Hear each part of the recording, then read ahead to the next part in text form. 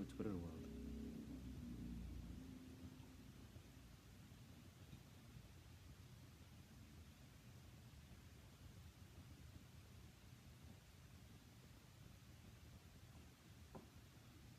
Good evening, everyone. Hello, hello. Can you hear me? All right. I'll assume the audio is working.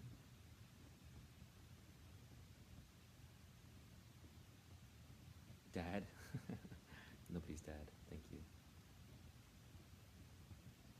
By the way, people, I don't know if we need to transcribe all the podcast, all the periscopes. That's a little intimidating, and someone's going to take something out of context. So I'd rather, if people want to watch it, they should just watch it.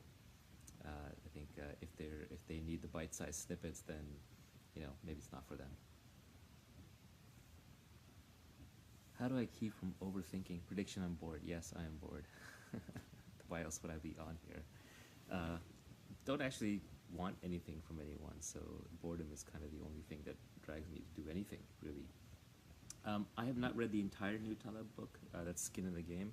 I've been reading parts of it. I read big parts of it on the internet when he was posting them as Medium posts. And there are some very, very fundamental things in there, including the minority rule, which I think everyone should understand. Obviously, the skin in the game concept, but he's got a bunch of others. So I would definitely recommend his book, even though I'm not finished with it. But I never finish books consecutively. I'm always reading a bunch of books at a time, and that is one of a bunch of books that I'm reading right now. So yeah. Did I watch the new Silicon Valley episode? I have not yet. I've fallen behind. Silicon Valley, the show, is too close to real life for me because I know half those people, and that is sort of my life. So if I'm looking for entertainment, I'm trying to get away from it. Also, I kind of don't watch TV anymore. Rick and Morty is the only TV show I watch. Other TV would just be on airplane flights. But I think reality is really interesting for the most part. So I think, I watched. I'm not judging TV. I watched a lot of TV as a kid, but I just got over it. So now I just have a hard time taking somebody else's fictional life seriously. And in terms of nonfiction, TV is just a slow mechanism to consume nonfiction. Reading is a lot faster and better.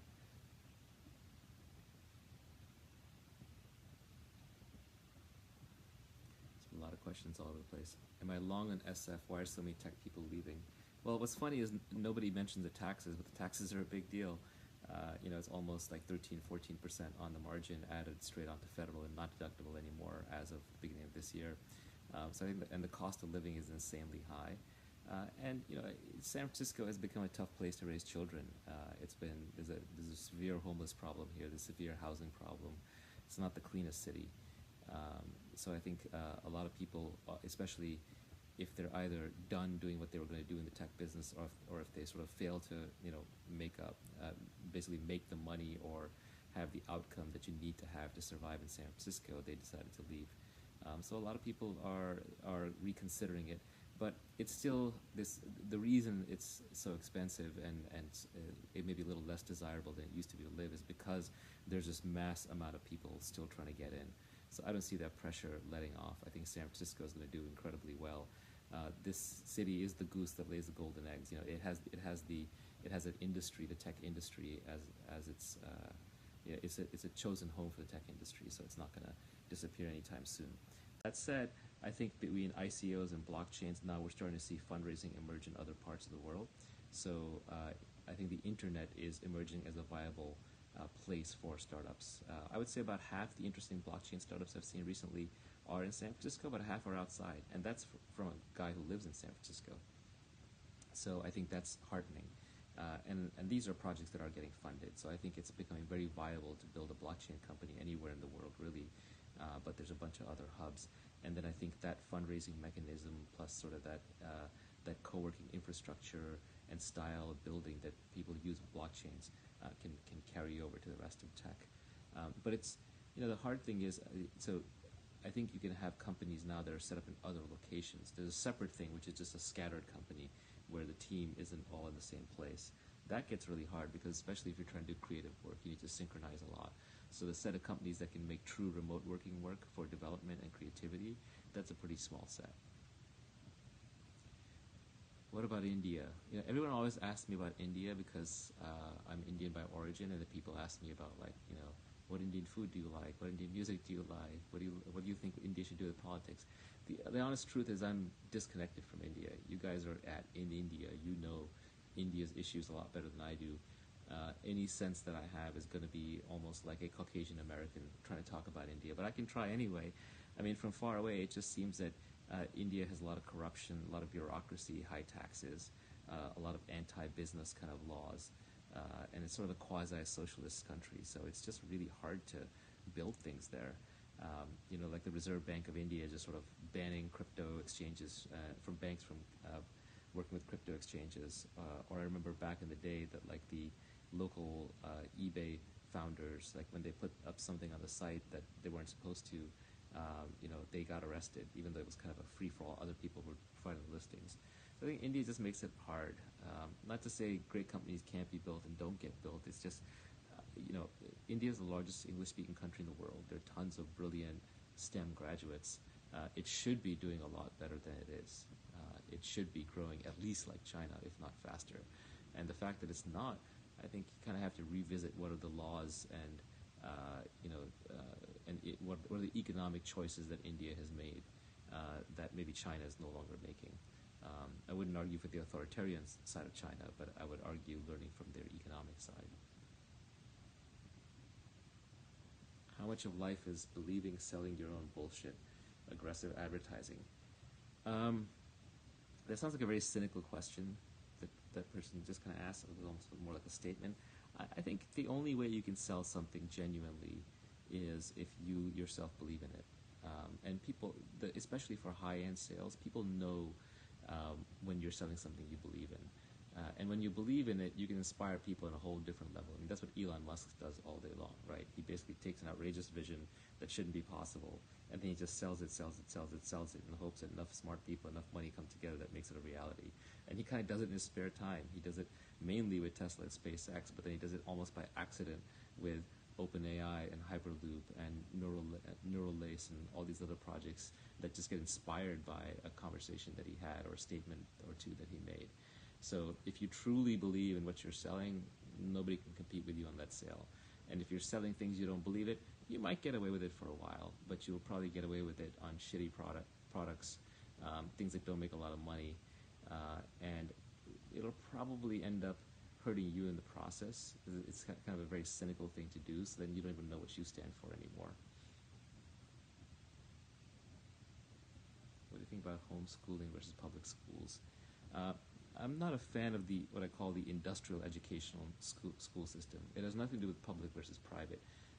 There are great public schools. I went to Stuyvesant, which is an incredible public school in New York City. And there are great private schools, obviously. So it's not about the public versus private. It's about the institution itself. And I think schooling serves a combination of functions. It's like daycare plus adults. Daycare for adults, plus it's a signaling value and helps employers curate. And it's a socialization mechanism where people can meet with each other. And then there's an education piece. So over time, education is the hardest thing out of that set. Stamping someone with a signal is just an admissions test. That's easier to do. Socializing is easier to do. Daycare, expensive, takes time, but it's not like incredibly variable in its outcome like an education is. So educating people is actually the hardest thing to do. And having to educate them all at once and do it cheaply is very difficult. So you have 30 students in a class or 50 students in a class, and they're all at different levels. Some are ahead, some are behind. And the teacher just can't adapt to them. And the teacher has to teach a curriculum that is essentially politicized. It's a curriculum that's been negotiated over dozens of years or decades by politicians, by courts, by teachers and parents and unions and all that. So obviously it's not going to be a very efficient learning mechanism. So I think in terms of learning, we have each person. Really, what we should do now. We have the technology for this. We have the technology where everybody should be able to get a free tablet from the state. This is worth it for the state to do this, or charity. And you open up that tablet computer, and it should within 5 minutes be able to figure out what language you speak, what proficiency level you're at in a few various subjects, and basically start educating you on the spot on whatever you want to learn, whatever you're most excited about at that time. So it can say, oh, okay, you're like 7th grade mathematics and your primary language is Hindi. Great, let's start giving you fun video exercises and lessons that'll teach you 8th grade mathematics, assuming you're in the mood right now. And if you're not, then if you're interested in philosophy and you're kind of behind on that, let's have like a nice philosophy lecture for you. So I think it could be mood-based learning, it could be experience-based learning, it could be language-based learning, and it would just kind of help bring people up to the next level. It could do it for like the entire world. I'm gonna have to block some people for saying stupid things. By the way, I love blocking on Twitter. I also love blocking on Periscope. I just blocked somebody for making a stupid comment, so welcome.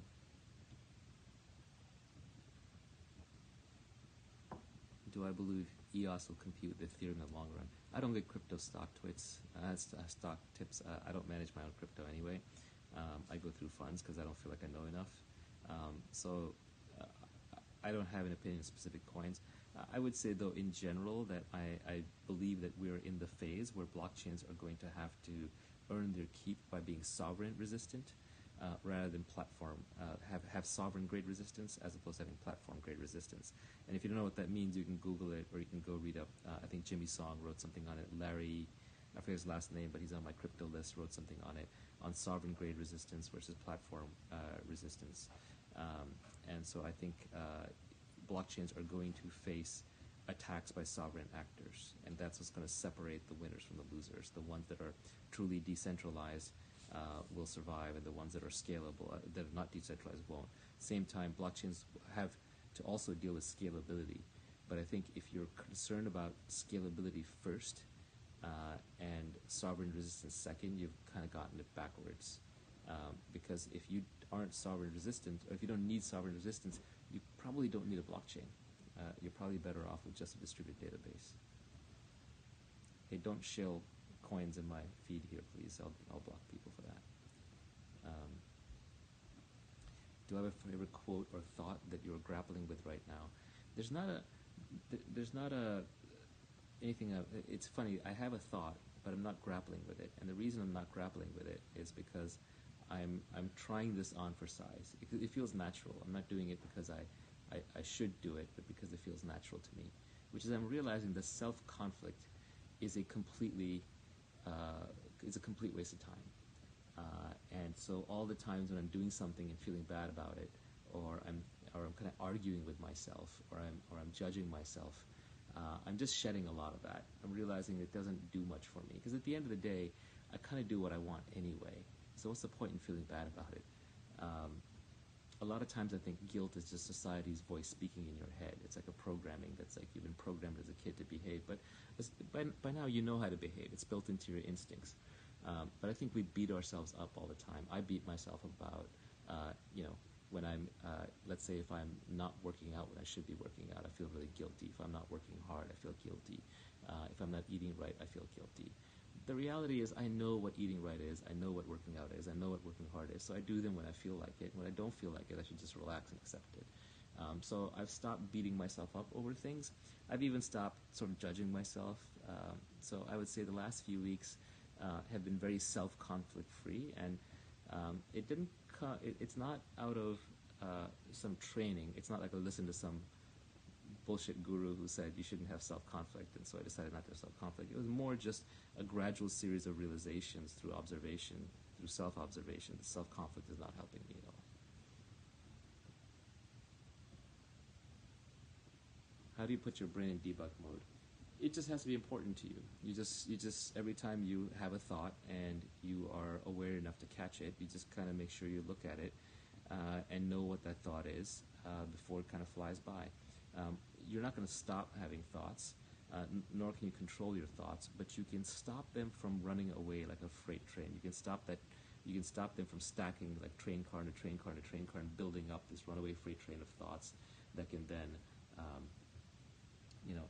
just get away from you and turn into emotions. So it's hard to read everything and talk at the same time. So when I'm talking, I'm not reading.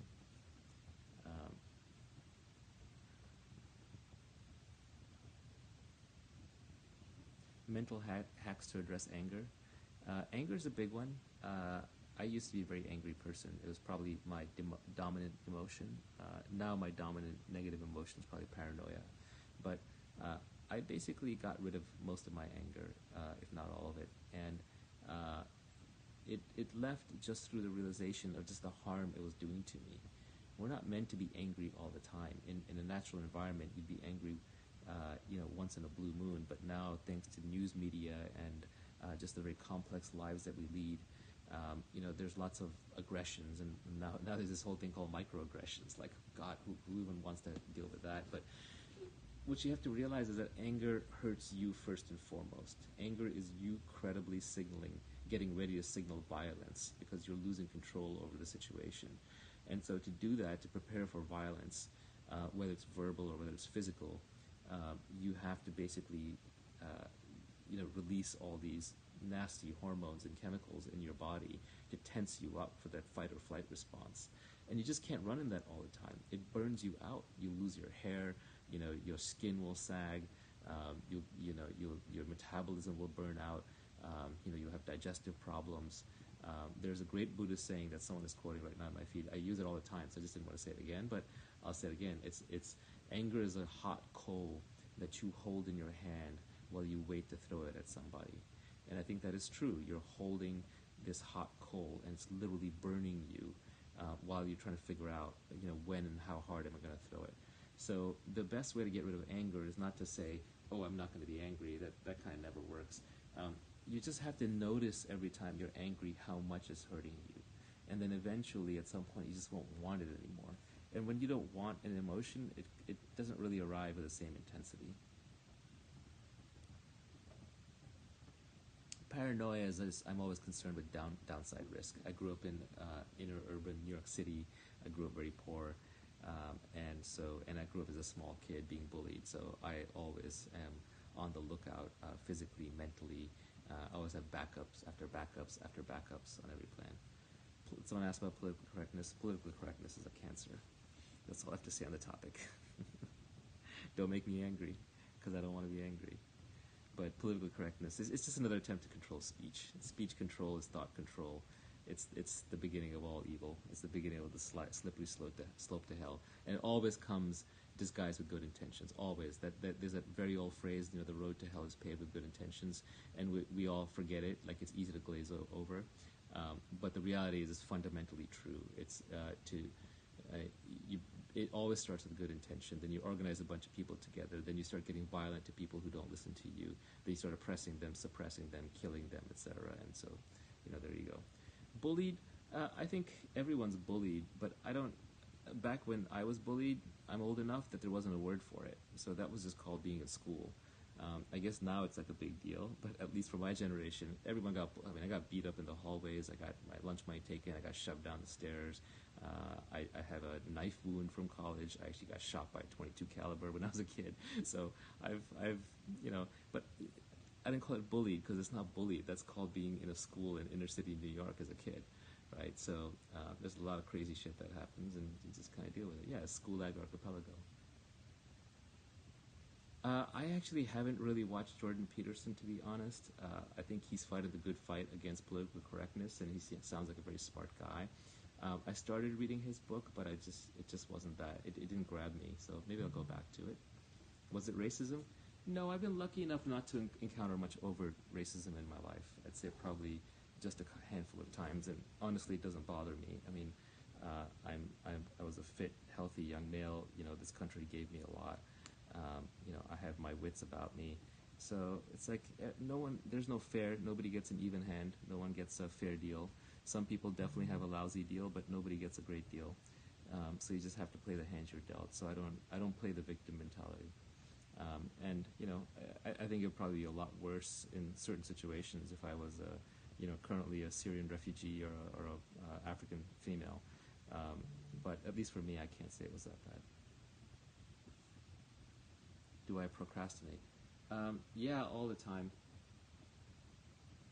That's one.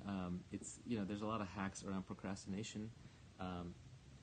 Really, all that works for me is I basically just say, am I going to have to do this at some point or not? If I am, then I might as well get it out of the way. There's no point in procrastinating further. Um,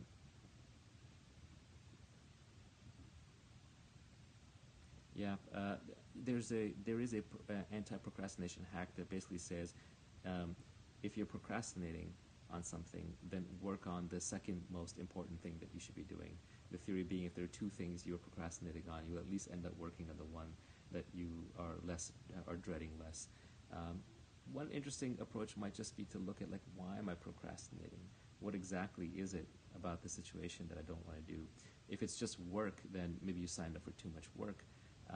But if it's an emotional thing, if you're procrastinating because you don't want to talk to someone about something because you're afraid of what's going to happen with that outcome, with that conversation, then it's actually worth thinking through. Like, why am I in conflict avoidance mode here? Why do I follow Osho? I don't follow Osho. I don't follow anybody. I read Osho. I read everybody. Osho to me was interesting because he is one of the few philosophical mystics he was very smart. He's almost like the Alan Watts of the East. He's very well read. He's very eloquent. And he just felt very real. He explains things very simply. He does throw in a little bit of woo-woo mysticism, so you can't believe everything you read from Osho. He does exaggerate. He does tell stories. But, the 60-70% that where he's basically being straightforward, he's one of the clearest speakers and thinkers on Zen and Buddhism and enlightenment, peace, self-examination, truth, and a lot of these philosophical issues. I kind of almost don't care what happened with the story of Osho. I just take what I read, for the ideas. I think you can, through ad hominem attacks, you can destroy anybody. As a recent election cycle proved, when both of our candidates, or all of our candidates, had their reputations destroyed. Where would I put $200,000 if someone gave it to me right now? It really depends on the context. It depends how old you are and how risk-taking you are. I assume you're basically saying that you want to take risks with it. I don't give investment advice, but it would probably be some combination of crypto and tech startups. Because the future is just in tech. And it has been for a while. How did I meet Kapil Gupta? He tweeted at me. Thank you. It's very kind. Someone's calling me Osho 2.0. But I don't have the Rolls Royces and the commune. Can I recommend one Osho book? I would recommend a book called The Sun Rises in the Evening. I haven't read all of it yet. I've been going through it, but it's my favorite one so far, and I'm savoring it. I've literally been highlighting half of every page. Thoughts on vegan food technology companies? Yeah, the vegans are going to win in the end, and they're going to be insufferable.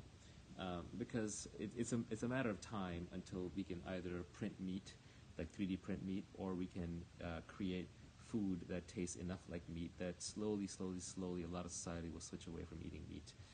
And yeah, it'll have to be proven to be healthy, it'll have to be proven to be tasty, and so it might take literally 50 years or 100 years. It might have to be an entire generation growing up eating manufactured meat. But then those people are going to look back and they are going to judge us. They're going to judge our current society as the worst society that ever existed. We're going to be worse than slave owners. They're going to tear down the statues. They're going to burn down our books. They're going to get rid of our civilization because we have committed the largest Holocaust and genocide to the animal kingdom, ever. And they'll judge us with the benefit of hindsight because, of course, for them, they won't need to eat meat. They'll have food that tastes just as good or is just as nutritious and is way more bioavailable just through pure manufacturing. So they'll judge us unfairly, but they'll judge us all the same, just like we judge every previous generation. Most and least favorite thing about Silicon Valley Bay Area. Silicon Valley Bay Area has the largest concentration of smart and ambitious people that I've ever seen anywhere. There might be more somewhere else, I just haven't seen it. And that's my favorite thing about it, the people. The natural beauty is a close second, but there's a bunch of naturally beautiful places in the world. The least favorite thing is the monoculture and groupthink. Everyone thinks it's really weird, but you would think that the place where all the technology innovations done in society would have a lot more independent thinkers. I have read Finite and Infinite Games by James Cars. It's a decent book. I'm not sure it needed to be a book. I think it would have made a great blog post.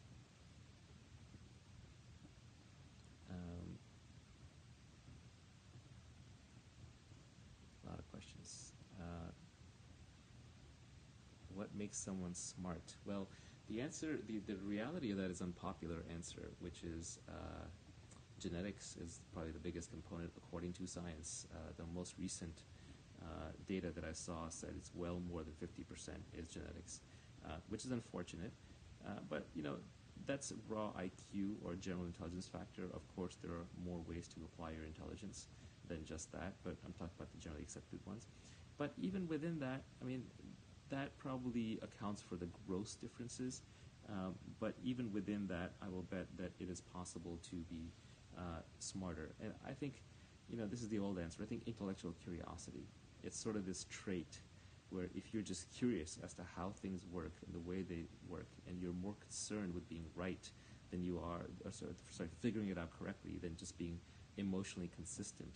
If you can just kind of discover that habit, then you put yourself in a very powerful learning curve. And generally people like that end up being drawn to books, because when you're talking to other people in everyday life, you just have to compromise way too much for everyone's ego that's there. So it's very hard to just speak truth all the time. For example, I was at a dinner party last night. I walked in a dinner party, and I wanted to have a real conversation. I wanted to talk about philosophy, life, marriage, science, death, art, technology, music. Everybody there, they were just kind of warming up, like, oh, what kind of food do you like? Do you like to travel, right? Just very basic, safe kind of conversation. And it was a large enough group that I realized that I just couldn't say anything interesting without potentially offending somebody, kind of like on Periscope. So I just had to pull back on the level of the conversation that I was able to have, and I realized a lot more truth is spoken in books than it is in conversation. So it's hard to be intellectually curious and learn through group conversations. Much better off one-on-one conversation. Much better off with books. Kanye for president.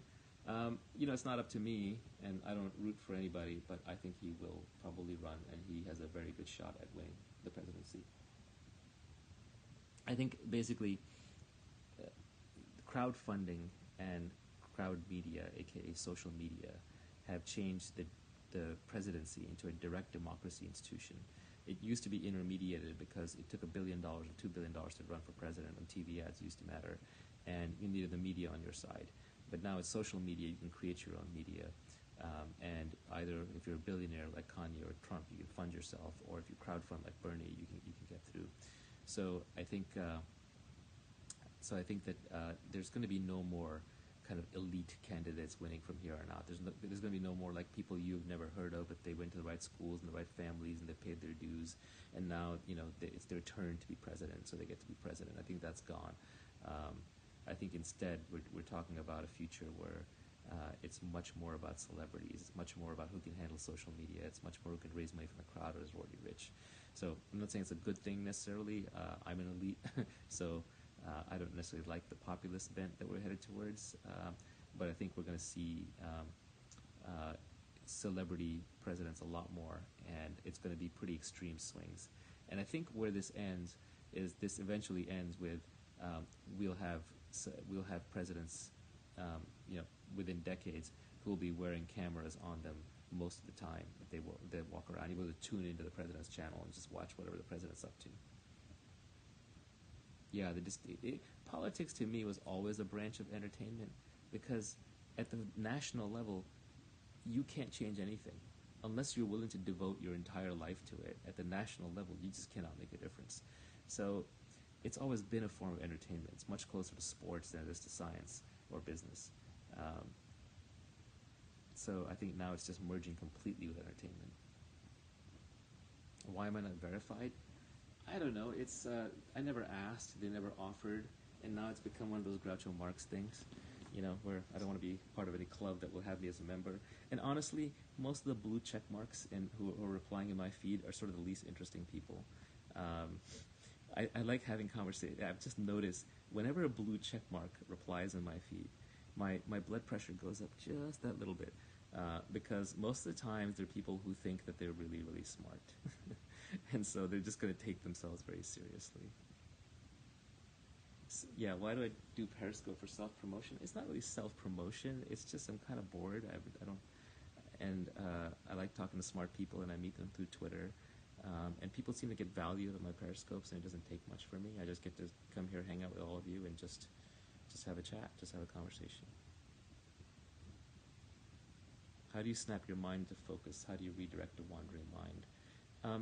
Your mind isn't unfocused. It's just focused on something that another part of your mind wants it to be focused on something else.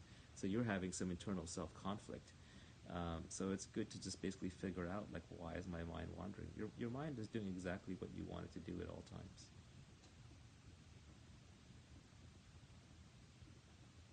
Who is the most underrated intellectual? Borges, Jorge Luis Borges, sci-fi author.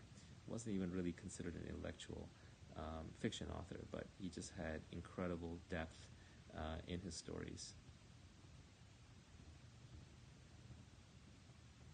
Why Sunday nights?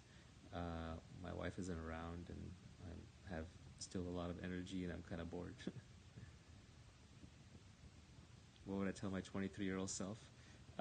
Do everything you're going to do, but with less emotion, less angst, less beating yourself up.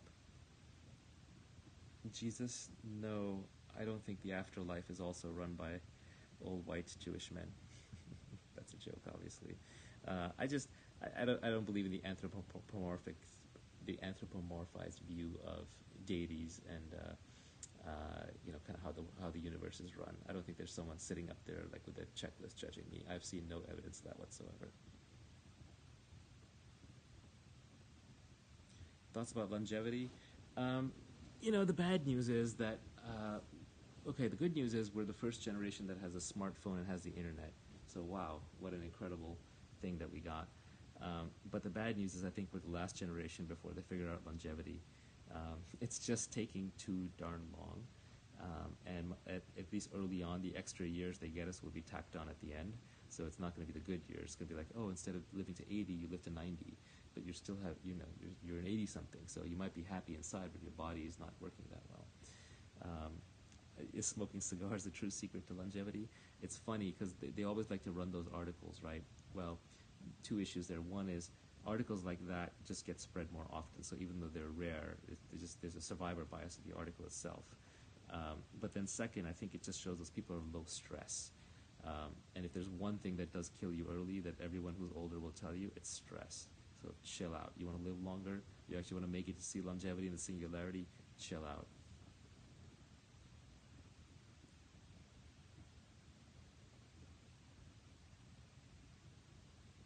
How do we solve the incarceration problem? Incarceration is this terrible thing. It's basically, one monkey putting another monkey in a cage. You have to have some sense of punishment in society, but I'm not sure that it needs to be that punitive. There's sort of that mythology of Australia being a penal colony for Britain, and I've always sort of fantasized that maybe you could just create an island and everyone be on a certain sentence. You just put them there, and there's like another society. It's like it's an exile solution. It's like, hey, you can't be a part of our society anymore, but we don't have to necessarily lock you in a cage and spend lots of money and be abusive towards you and make you dress in an orange jumpsuit and all of that madness. Because even though, people are saying you have to follow the laws, the problem is there's a lot of BS laws in the books. There's all kinds of law. Like, if I'm the NSA and I want to arrest you, I can arrest every single one of you. I can find something that you did that I can hang you on. So I think there's that situation you have to worry about. And then the second is just that there's no such thing as a perfect system. There's certainly no perfect government-run system.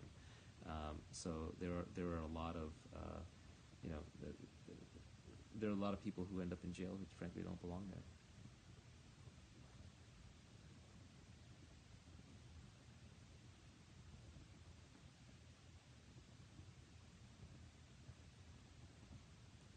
Tips on slowing down and having well thought out responses when speaking publicly. The thing that will fix your public speaking, I would do two things. First is record yourself and watch yourself. You'll see very clearly what your flaws are. I say and I pause too much and I use filler words too much for no reason. So that's mine. At least I'm aware of it, so it's not as bad as it used to be. The other thing is know your subject cold, and then don't rehearse, don't practice. I don't come on here with any agenda or anything that I want to tell you or any specific thing that I've rehearsed to talk about. If I did, then I would be busy trying to remember that, and I would be kind of lost trying to kind of make an argument. But if you know your subject, then you just talk. You just talk like you talk to a friend. You talk like you would talk to a colleague. You just talk. When I'm public speaking, like right now, I'm hearing my words pretty much at the same time as you are. You've got a little latency because of Periscope, but I don't know what's coming out of my mouth until it comes out of my mouth. Have I thought about starting a podcast? I'm going to do at least one podcast session coming up with a friend of mine who lives nearby, who's also on Periscope. Tips on marriage. Oh boy. My wife would laugh if I was giving tips on marriage, but since she's not here, I can give tips on marriage. I think marriage, no, marriage is not dead. Marriage is the institution that you enter into to have children. If you're not going to have children, then I would question, marriage. There's probably still like a, nice romantic forever aspect to it, but after the oxytocin wears off, you may regret that. But marriage is it's an institution that was created to have kids, and then we sort of structured all of society around it. So I think it's overall a good thing. But I would get married based on values, compatibility of values, not based on shared interests, not based on you two look great together, not based on how long you've been dating. But it's about values. Is this person going to be a good father or a good mother? Do they have the same values around charity, around family, around work, around health as you? And values is a set of things that you won't compromise on. And if the values line up, all the little things work out. And if the values don't line up, then they come out in all the little things. That's how you get all the little problems.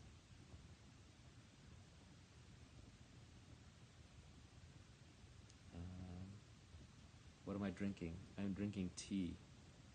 There's a tea bag in there. Someone accused me last time of drinking wine and quit in a huff, which is fine. I don't have a problem with drinking wine. Maybe I should get a glass of wine, but right now I'm drinking tea. Why is Taleb so immature? I think that he's not immature. He's brilliant.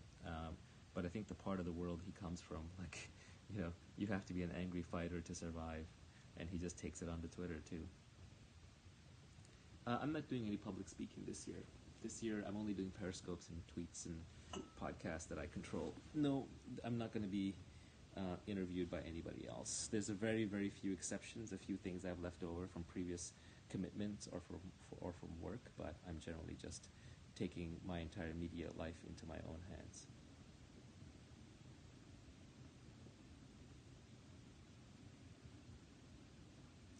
Choose one trait: self-confidence, IQ, emotional intelligence. I think IQ can be traded for emotional intelligence. If you're really smart, you can just watch your thoughts and figure out your emotions. So I would take that. I forgot the last one. Shoot, it went by too fast. If I lost everything and had to start over, what would you prioritize? Don't trigger my paranoid side. Hopefully I have my family, so that's what matters. I would just go make some money so I could provide for us. Oh, self-confidence was the last one. Self-confidence versus intelligence. I think an intelligent person over time will end up confident because they'll just find that they're navigating the world better and the world is kind of giving them the feed. If you're intelligent, you're generally right more often than other people because you're just thinking things through a lot more. And so you'll build a self-confidence over time. It's rare to find a highly intelligent person, I think, who's older and does not have self-confidence. When they're young, for sure, but as you're older.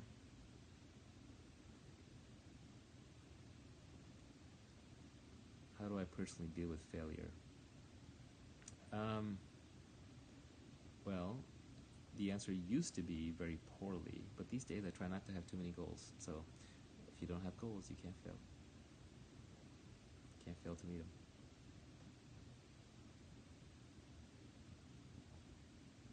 The older I get, the less sure I am. Yeah, if you're thinking, that's true. How do you deal with people who think that they're over-intelligent? You don't have to deal with anyone that you don't want to. You can just walk away. If you're married to them, well, that's a problem. If they're family, then, work around it. Tips on how to teach self-teach STEM subjects. Figure out some part of it that you're just genuinely really interested in. What's the one thing in STEM that you would do for fun? Do you like math? Some people do, not many, but some do. Do you enjoy basic physics? Do you enjoy tinkering with radios, chemistry sets? Do you like biology? Do you like computer programming? So just start with the thing you like, and then you can kind of branch out from there. Really, the trick to doing anything is first just cultivating the desire for it. And if you have the strong enough desire, you'll blaze a trail through it. Someone asked about why is math before anything? Mathematics, I think, is the language of nature. It's basically human beings reverse engineering fundamental things about nature that are encoded into nature, and so mathematics, for whatever reason, seems to do a better job, and nobody understands why. Maybe because it came from physics, but it does a better job of explaining how nature works than anything else, and abstracting it. And all STEM, ultimately, all technology is just applied science, and science is just, the study of how nature works. So if you don't speak the language of nature, you have a hard time with science, and then if you don't do science, you have a hard time with tech, and if you want to be in tech business, then it helps to know the tech and the science and the math underneath. So math is fundamental. It's not everything. There's a lot of things math can't do, so I don't mean to say it's like a panacea. And in fact, there's a famous theorem, Gödel's incompleteness theorem, that says that even mathematics as a system is either incomplete or in some ways incorrect. So math is not perfect, but math and science help you figure out what is known to be true and can be communicated as true in a giant sea of falsehood and opinion. Do humans have a responsibility? No, there's no overarching responsibility. If there was one big goal for all of us, then it would be a shitty, meaningless life. It would be like we were ants, like everyone go serve the ant queen. All right, we would all be doing exactly the same thing. We'd be drones, we'd be automatons. But the beauty of it is that there's no single overarching purpose to life that we all have to follow. We can all create our own meaning, and we can all follow our own meaning. And that's what gives us this incredible diversity of outcomes, and everyone gets to be unique. How do I do so many important things at the same time? I'm not trying to do anything important. I'm literally just doing what I feel like. And if I like it, I'll be good at it. What is a simple task you take a lot of pleasure in performing? Unfortunately, it's reading. I'm not a simplistic person that way. I like yoga and reading. Those are probably my two fallbacks. If you want to find me, I'm usually on my yoga mat with a book. Best movie you saw this year? I don't watch movies. I haven't watched them for years. I just find them to be... I watched a lot as a kid, but the thing with movies is at some point you just realize that your life is very limited. And do you want to just lose it all watching a movie? I don't know, you don't learn anything, not much. Your emotions get taken for a ride, but once they've been taken for a ride a bunch of times, you kind of know how every movie ends. And so the emotional roller coaster is going to do for you. And then at the end, you're going to realize, it doesn't actually really matter. It was just a movie. So I know movies are good for socializing. It's good for talking to other people. Maybe good for tuning out, but it just seems brainless. I'd rather read or go for a walk. Yeah, sorry, I don't even watch superhero movies. Can only one cryptocurrency survive in the end? There is a maximalist point of view. There's the famous Bitcoin maximalist. There's a bunch of Ethereum maximalists. I don't think only one currency will survive in the end. I think there will be many survivors, but I do think that the economic value will be highly concentrated in the top one. It will be a power law distribution, most likely, where the top cryptocurrency is worth more than the second through the last one put together. The second one is worth more than the third through the last one put together, and so on. So we're still, though, in a phase where we don't exactly know which one that one is.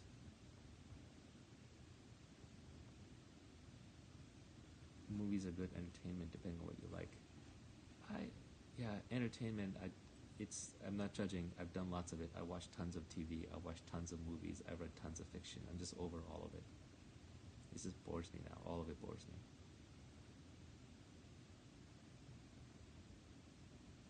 Thoughts on the Zuckerberg congressional testimony? Nothing will come of it. Like, this is just what all the cameras are pointed on now, and within 6 months, everybody will have forgotten. Within 2 months, everybody will have forgotten. It'll blow over. Whether you think it's good or bad, nothing's going to change.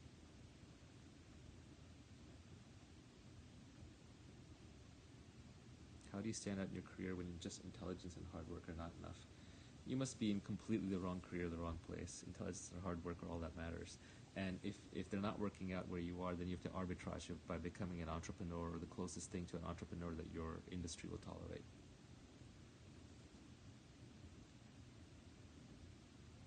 War soon? No, we seem to be in an era of peace and prosperity. Even North Korea and South Korea might be making peace, unlikely as it sounds. ISIS is basically blown up. There's some terrorism, but the ISIS owning Iraq or Syria is over. Yes, it's still worth moving to Silicon Valley. If you can, and you're in the tech industry and you want to get your big break, then it's probably the best place to be. But there are other considerations, and especially if you're in the blockchain and crypto space, um, you know, then you may not need to. Contingent workforce or traditional workforce? Look, if you're young enough and smart enough, get out of the workforce concept. Forget out of the career concept. Just develop skills and do whatever you want to do at that time that'll get you paid. It's not the idea of having a lifelong career is going away. The idea of having a single job is already gone. But even the idea of like staying in one place for 5 or 10 years started to go away. Silicon Valley, people move around a lot. That time frame is shrinking and shrinking and shrinking. I'm an American. Someone's asking what nationality I am. How to attract money? You're not attracting money, but look, a lot of people seem to believe that money is like this evil thing. Like, if you believe it's evil, then you're never going to get it. I can't help you. There are people who think that it's all made through connections and who you know. That may be true in a very narrow set of industries where you need to get your big break. It's not generally true. If you want money, if that's what you care about, if that's what you're obsessing about, then you have to give the world something that it wants that it does not yet know how to get in sufficient quantity. So you just have to figure out what the thing is that the world wants, and you just have to be very hard-nosed about that. And there are lots of ways to figure out what that is, but you also have to be really, work really hard at it. So the only way you're going to work that hard at something is, A, you want the money, but B, you also have to like it. Because if you don't like it and you spend your entire life doing it, first of all, you're going to be miserable, and second, you actually won't even be successful because someone else who does actually like that thing naturally will outcompete you.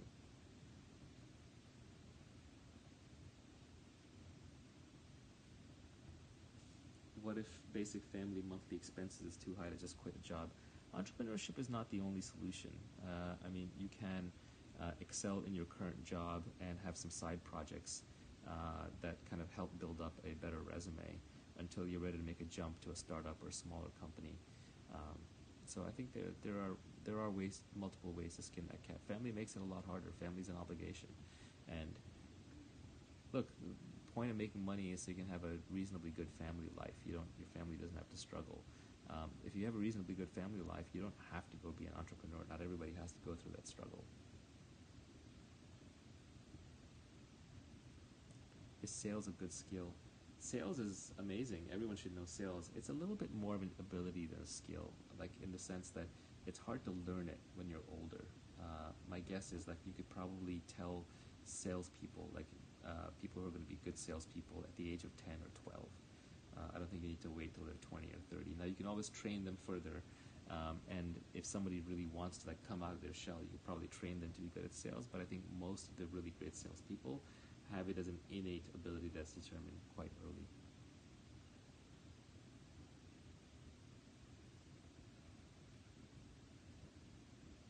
Sorry, feel free to repeat questions if they went by and I didn't answer them earlier, because I can't even read 80% of these. They go by too fast. When does superintelligence play out? Not in our lifetimes. What is the one thing I learned from Jiddu Krishnamurti that impressed me the most? Actually, the thing that I learned was when I read Krishnamurti. He was the first of these sort of Enlightenment philosophers that I'd read, and it just struck me how little I knew, how I had been completely externally focused my entire life, and there was so much that I didn't even know about myself.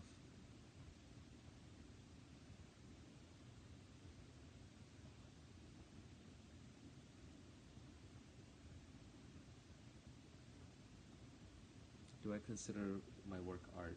I think at some level all work has an art component to it, and yeah, there's definitely an art to it.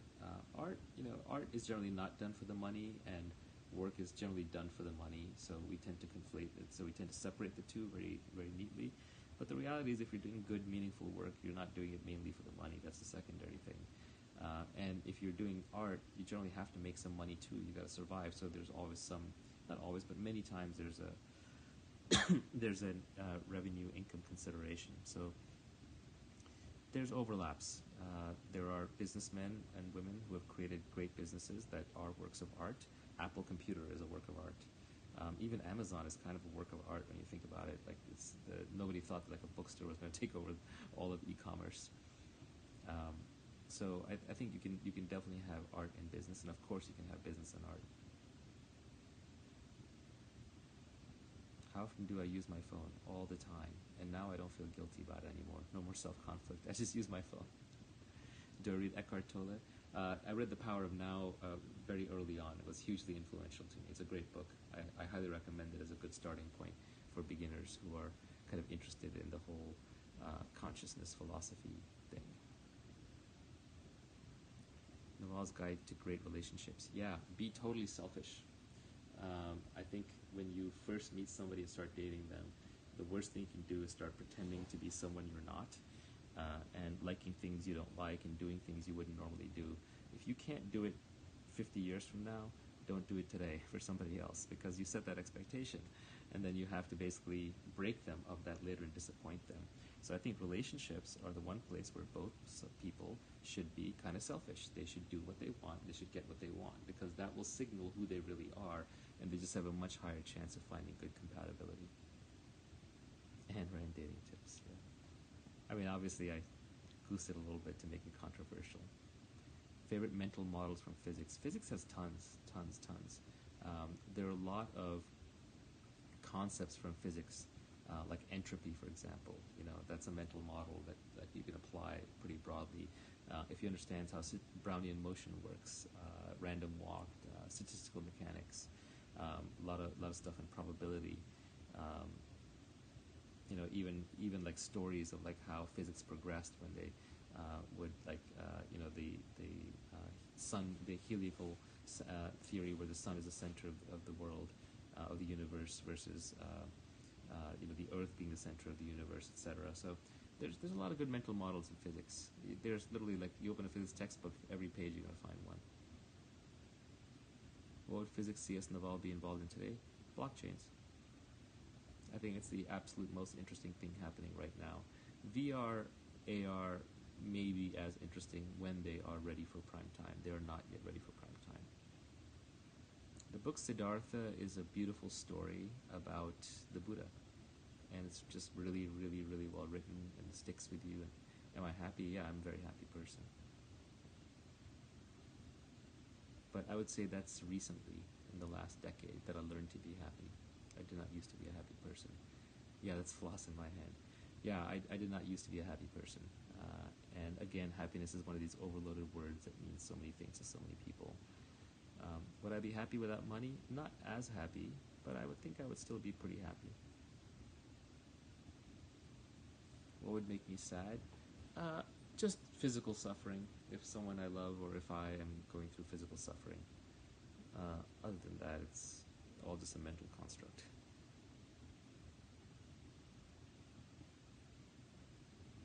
Do I have any thoughts on, can I meet you? No, sorry, I don't do meetings. I'm just Periscope.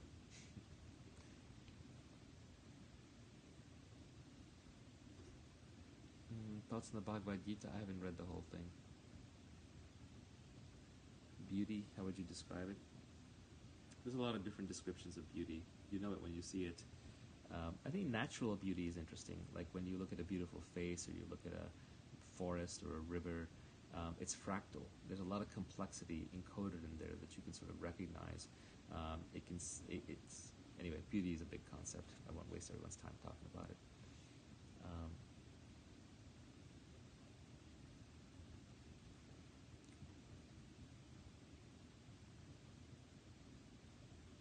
Thoughts on psychoanalysis? I don't know. I've never been through it. I'm lucky to have never needed it. Life after death? I don't see any evidence. I don't think you can count on it. And in fact, I think you'll be happier and live a more fulfilling life if you are not expecting life after death.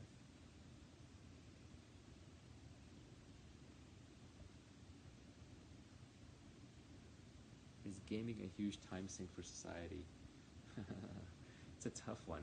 Everything is a time sink at some level. Even though I said I don't watch movies, like even gaming is no better than watching movies, and I've done a ton of gaming in my life.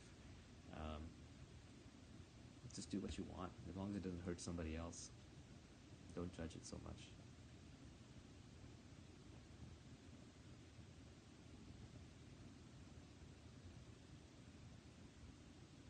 Private blockchains are kind of nonsense. Blockchain has to be public. If it's private, you might as well you have a small number of people who presumably trust each other. You can just use a database. You don't need a blockchain for that.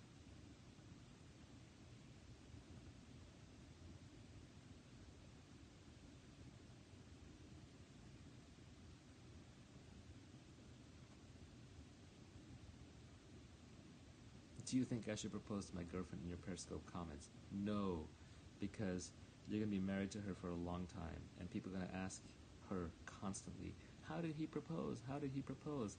And you're going to hear her tell that story 1,000 times over the course of your life, and you do not want her 30 years from now saying, yeah, well, there's this guy, you have to know him, he's gone now, and then there was this app called Periscope, and it doesn't exist anymore, and he couldn't think of anything better than to ask me, on his Periscope broadcast. Like, you don't want to hear that story for 1,000 times. You want to have a spectacular story. Trust me, it's worth the investment just because you're going to hear that story so much. So do something special.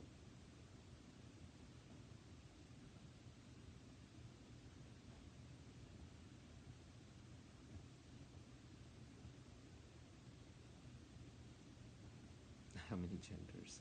People have a lot of political questions. That did not used to be a controversial question with controversial answers, but now it's suddenly a controversial question with controversial answers. Funny how speech policing works. Why is everything an illusion?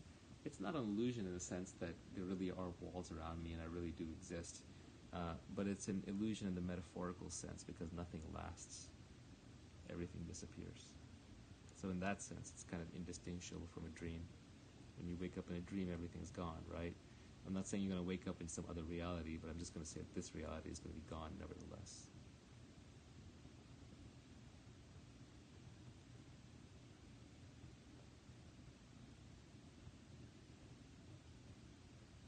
What are your thoughts about if we're living in a simulation? I know there's a statistical argument for us living in a simulation, but I don't see how it would change your life at all. You're not going to be able to figure it out, and it's not going to change your life in any meaningful way. It's kind of one of those questions that people just play around with. I think you would come to the same conclusions whether we are in a simulation or not.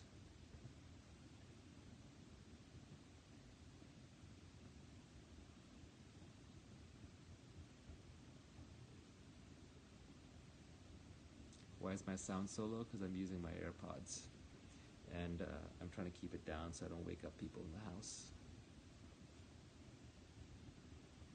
Peter Berg.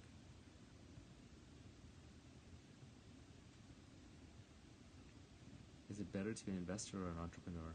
There's an old saying on Wall Street that life is always easier on the buy side. The sell side is the one that has a product and is trying to get the money, and the buy side is the product that has the money and is exchanging for the product. And in investment versus entrepreneurship, that's investors. So life is easier. That said, it's not easy, and it's really hard business to break into, and you have to have money. So generally, the model is you start out as an entrepreneur, and then you end up later as an investor.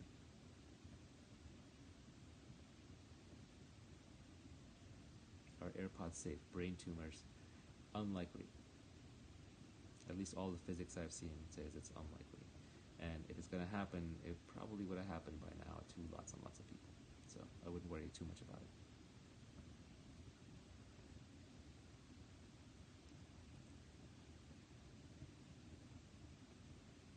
Wow, there's a lot of people who think AirPods are frying my brain in the feed.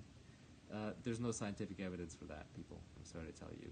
And I've looked at the science with cell phones originally, but yeah, I think it's fine. I'm not worried about it.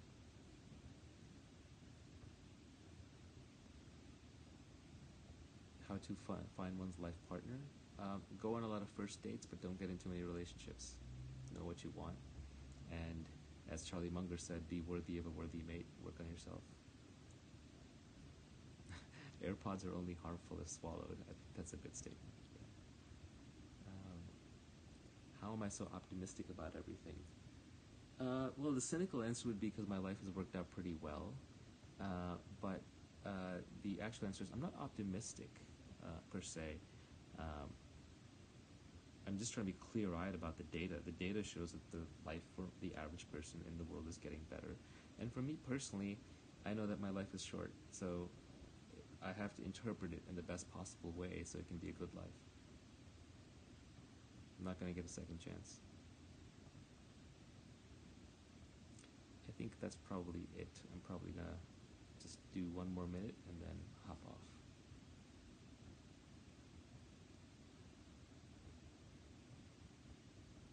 How do you remember important details, like something special your child said years ago? I think memory is really overrated. A lot of unhappiness comes from comparing current events to past events, whether better or worse. It's just either the past event was better, in which case you're bummed, or the current event is better, in which case you're trying to like save it and store it, and you're just taking yourself out of the experience. So I try not to remember things. I think memory is really overrated. It's better just to live in the present. So, I take photos of my kids, but I'm not a big photo taker otherwise. Best current book? I'm really enjoying The Sunrises in the Evening, the Osho book.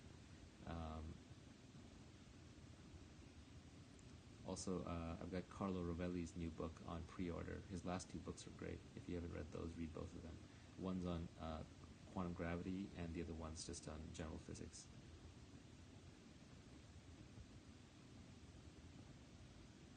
Intermittent fasting is great. It works. I don't do it anywhere near often enough. I should do it more. Intermittent fasting is probably the best work to reward ratio in terms of living longer.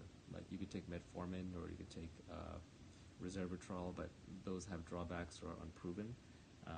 Resveratrol. You could also do chronic caloric deprivation, but that's really difficult to do.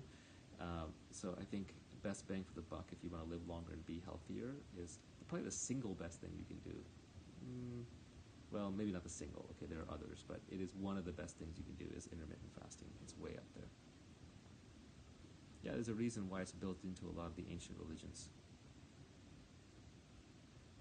And actually, I would say this is the interesting part. Every time I find my weight swinging, because I do naturally tend towards gaining weight if I don't watch it. I used to be heavy. If my weight starts getting out of control, trying to change the quality of my diet doesn't work that well. Trying to change the quantity doesn't work that well. Intermittent fasting is usually what gets me back in shape. Usually what I'll do is I'll just skip breakfast and lunch the next day. So just do only dinner for 2 or 3 days in a week. And it makes a difference. You'll see a difference in just 1 week.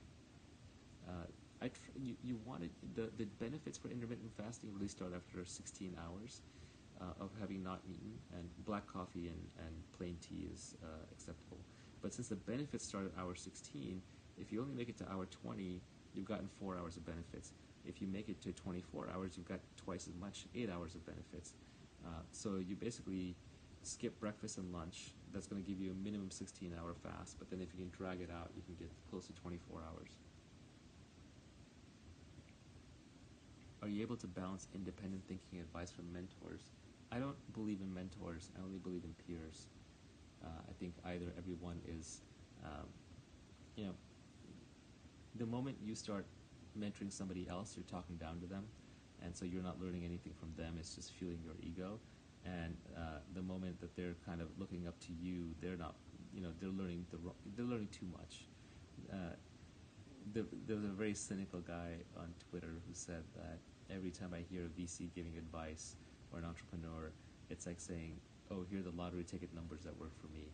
It's like a very cynical thing to say, but it's kind of true in that other people can inspire you, but fundamentally you have to learn it yourself. They can inspire you to learn it. They can help you remember it. They, I think the best thing another person can do for you in terms of, I'm not talking about teaching in a classroom, but just like this kind of, people think they might be learning something. The best thing I can do is inspire people by saying, "Hey, I'm happy," or "I made money," or "I figured out certain things and I'm sharing them." But to inspire them, I have to embody that. And if I don't embody it, then it's false. And I think that's true of everybody. So you're going to learn from other people based on what they embody, and then that'll inspire you. That'll inspire you to ask. That'll inspire you to listen.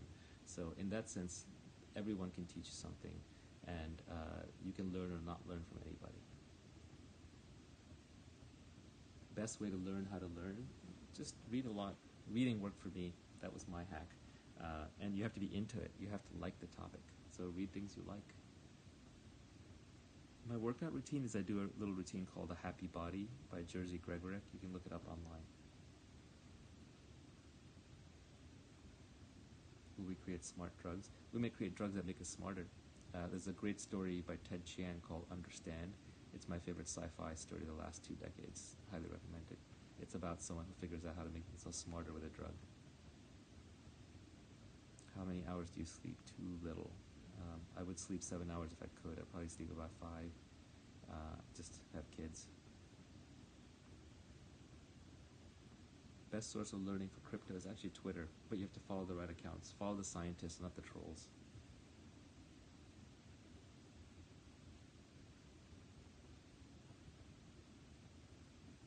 Okay, I think that's probably it for the rest of the evening. Bitcoin private. These Bitcoin forks are all scams. All right, thank you everybody. Have a great night. Cheers.